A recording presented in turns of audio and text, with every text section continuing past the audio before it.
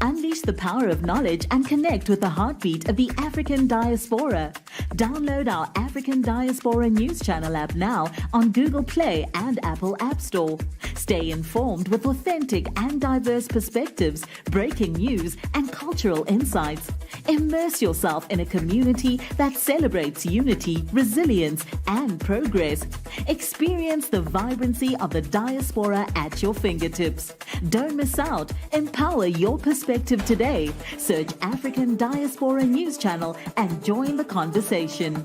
Julius Malema spoke on local markets. He was talking about specifically South Africa, but this can be implemented across the board within the continent of Africa. And I think we can see a huge difference if our leaders listened to what he's saying. Watch this clip. We'll come back and discuss. But the BRICS idea is a very good idea that we must support, where we create alternative economies and alternative markets, and we can trade amongst ourselves. And that's where the proper discussion about de-dollarizing can take place.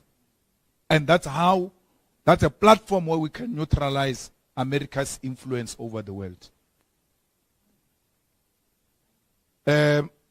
It's unfortunate, the tariffs, we have to charge extremely crazy tariffs for anything that is going to come from outside South Africa if we want to support, in fact, industries in South Africa. If there is an industry like a chicken industry, and you allow AGOA to come and dump chicken in South Africa, then chicken industry will never grow. Since AGOA, our chicken industry closed down. Why? In America, they only eat white meat of the chicken, like chicken breast and this thing that you over celebrate here, say chicken wings.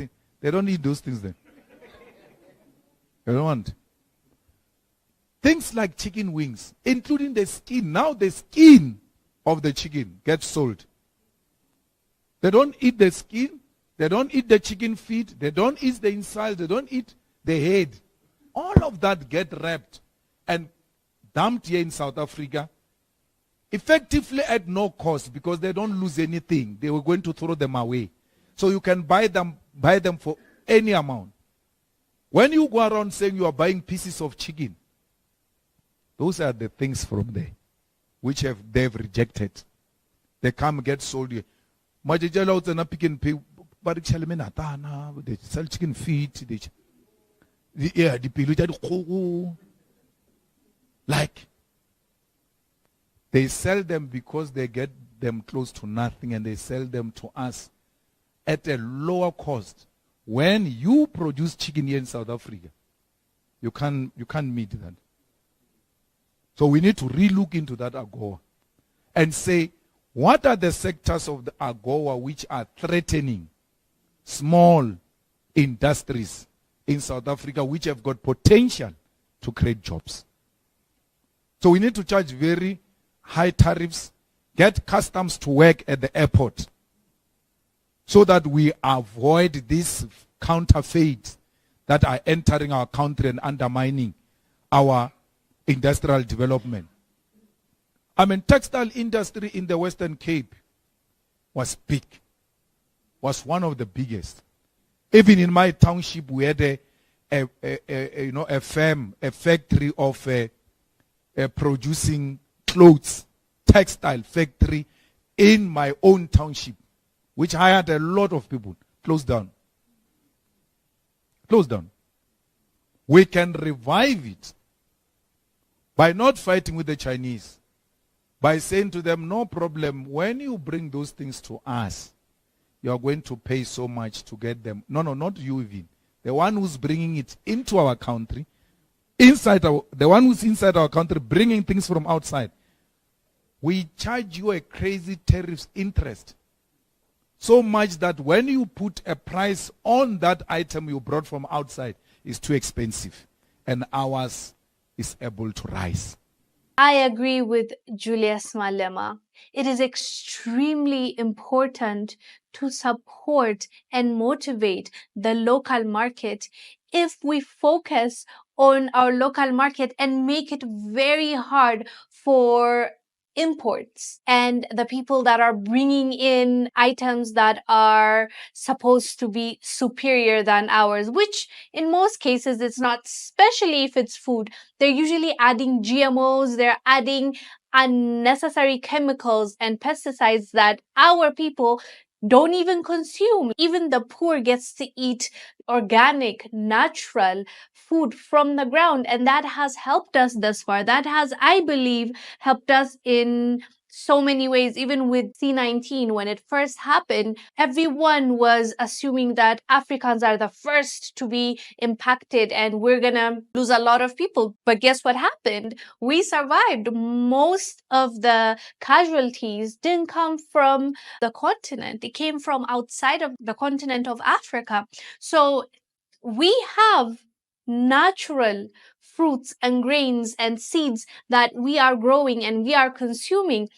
There's no reason why we should allow imports when we have the exact same products and even better. So it doesn't make sense why we're spending more money to import from these countries that are not even giving us value. We're not getting value for money, and we should focus on building our own so that we don't end up being dependent on their imports. The same thing we talked about when C-19 happened. A lot of African countries were importing wheat and we were dependent, right, on those countries. And guess what happened? We suffered. We suffered for a short while until we figured out how to handle it. Also with Ukraine-Russian war, when it happened, guess who suffered the most? African countries, because of our dependence on these nations. So we need to learn. We have learned it the hard way, but did we actually implement what we've learned, and did we fix anything? It's not the case for many countries, even though some have taken notes and they're doing better. Most of us continue to be dependent and reliant on these countries when our land, our Africa, is more than capable to produce all of these items that we are sitting waiting on and paying good money to get.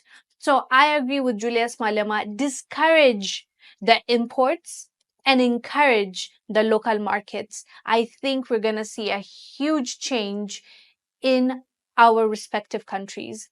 Anyways, fam, let us know down below what your thoughts are about this. I am Wongel Zelalem. I'll see you on the next one. Bye. Unleash the power of knowledge and connect with the heartbeat of the African diaspora. Download our African Diaspora News Channel app now on Google Play and Apple App Store. Stay informed with authentic and diverse perspectives, breaking news, and cultural insights. Immerse yourself in a community that celebrates unity, resilience, and progress. Experience the vibrancy of the diaspora at your fingertips. Don't miss out. Empower your perspective today. Search African Diaspora News Channel and join